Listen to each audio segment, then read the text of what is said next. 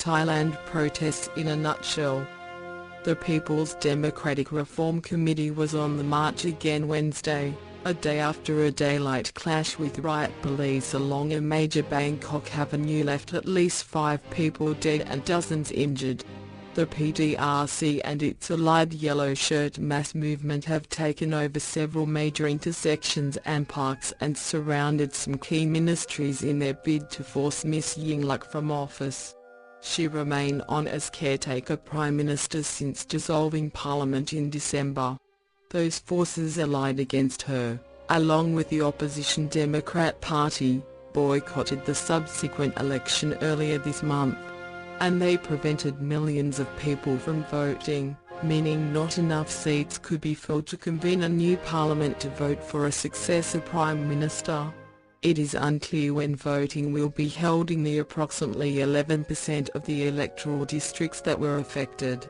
PDRC leader Suthep Thaugsuban contends the electoral system is rigged in favour of the Potai because of significant spending of public funds in the mostly polarised RN region in the northeast, a stronghold for the party.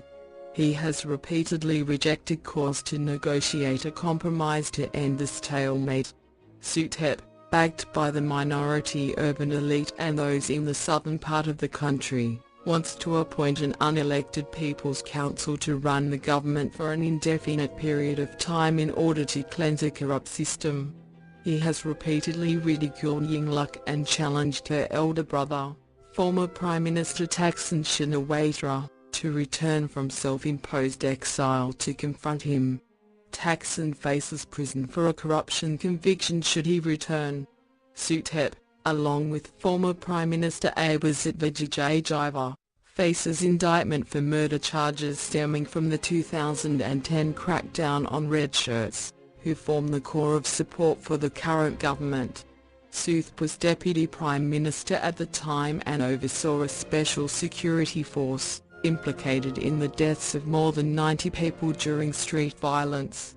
Support for Prime Minister Yingluck Shinawatra may be dropping. Until recently, Yingluck and Thaksin could depend on the critical support of the red shirts, who have mainly stayed on the sidelines in the northern countryside during the recent upheaval. But their enthusiasm for the billionaire brother and his sister is waning after the government bungled a rice pledging scheme. The majority of farmers have not been paid for their crops. Interbank lending this week to fund payments for the farmers has led to a massive net withdrawal of deposits at branches of the government savings bank by concerned customers. Some farmers on Wednesday blocked access to the Commerce Ministry, demanding Ms Yingluck's resignation.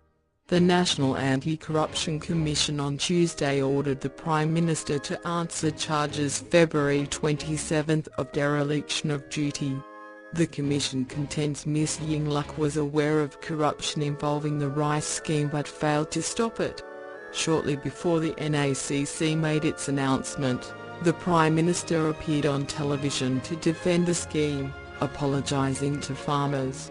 She said they are being taken hostage in an unfortunate episode by anti-government groups whose campaign makes it impossible for the rice pledging to run efficiently.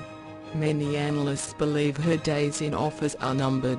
Staying in office, we will see a prolonged crisis and confrontation in the streets. We can see now that Bangkok is completely disrupted in terms of commute and transportation. It's causing a lot of disruption in people's ordinary lives. So this situation is untenable. Anti-government protesters Wednesday gathered outside a Defence Ministry building in Bangkok where the embattled Prime Minister has moved her office. Suthep, speaking at the location, vowed that Ms Yingluck could no longer use the premises as her hiding place and her office.